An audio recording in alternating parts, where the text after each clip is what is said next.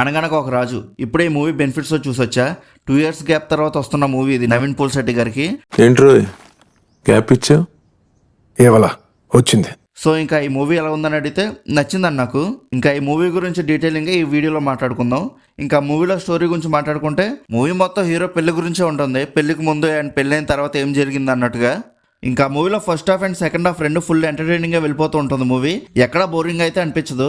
చమక్ చంద్ర గారి కామెడీ అయితే చాలా బాగా వర్కౌట్ అయింది. ఇంకా నవీన్ పోల్శెట్టి గారిది ఇంకా మీనాక్షి గారి మధ్య జరిగే సీన్స్ అయితే ఫుల్ ఎంటర్టైనింగ్ అనిపిస్తూ ఉంటాయి ఫస్ట్ హాఫ్ లో. అంతేకాకుండా ఆ సీన్స్ లో నవీన్ పోల్శెట్టి గారి కామెడీ అయితే చాలా బాగా వర్కౌట్ అయ్యాయి. రావు రమేష్ గారి క్యారెక్టర్ అయితే చాలా బాగా నచ్చింది నాకు. హీరోయిన్ ఫాదర్ కింద చేశారు.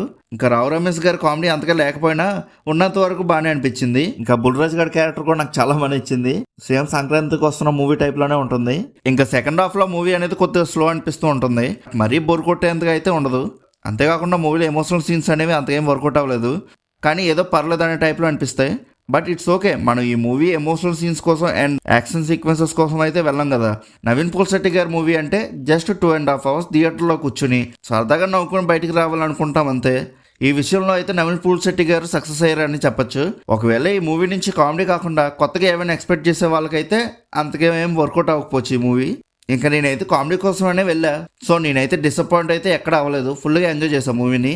ఇంకా నాకు బాగా నచ్చిన సీన్ ఏంటంటే ప్రీ వెడ్డింగ్ షూట్ది. అదైతే నాకు చాలా బాగా నచ్చింది. ఫుల్ ఎంజాయ్ చేశాను ఆ సీన్లో అయితే నేను. ఇంకా యాక్టర్స్ పెర్ఫార్మెన్సెస్ గురించి మాట్లాడుకుంటే అందరూ చాలా బాగా చేశారు. ఇంకా సాంగ్స్ అండ్ బీజిఎమ్స్ గురించి మాట్లాడుకుంటే సాంగ్స్ అయితే చాలా బాగున్నాయి. మెయిన్గా భీమవరం బుల్లమ్మ సాంగ్ అయితే నాకు చాలా బాగా నచ్చింది. బీజిఎమ్స్ కూడా చాలా బాగున్నాయి. ఇంకా ఓవరాల్గా మూవీ ఎలా ఉందని అడిగితే నచ్చింది నాకు. ఎప్పటి వరకు సంక్రాంతికి రిలీజ్ అయిన రాజాసాబ్, మన శంకర్ వరప్రసాద్, బిఎన్డబ్ల్యూ అంటే భర్త శ్రేణులకు విజ్ఞప్తి, ఈ 3 మూవీస్ కన్నా నాకు ఈ అనగనగా ఒక రాజు సినిమానే బాగా నచ్చింది. మీకు కూడా ఎలా అనిపిస్తే కింద కామెంట్ సెక్షన్లో చెప్పండి. ఒకవేళ మీరు ఈ సినిమా కూడా చూస్తుంటే మీకు కూడా ఎలా అనిపించిందో మీ రివ్యూని కింద కామెంట్ సెక్షన్లో చెప్పండి. నేను కూడా చూస్తాను మీకు ఎలా అనిపించింది అనేది. అంతేకాకుండా movie updates and movie reviews కోసం మన సినిమా ఛానల్ని సబ్స్క్రైబ్ చేసి పెట్టుకోండి. ఇలాంటి రివ్యూస్ మీకు డైలీ వస్తూ ఉంటాయి. డైలీ రాకపోయినా అప్పుడప్పుడు వస్తూ ఉంటాయి. సో సబ్స్క్రైబ్ చేసి పెట్టుకోండి. ఇంకా అలానే నారి నారి నడుము మొరారి సినిమా కూడా ఈ రోజు నైట్ చూసేసి రివ్యూ పెట్టేస్తాను.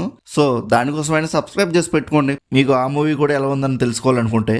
ఇంకా నెక్స్ట్ వీడియోలో కలుద్దాం. బాయ్.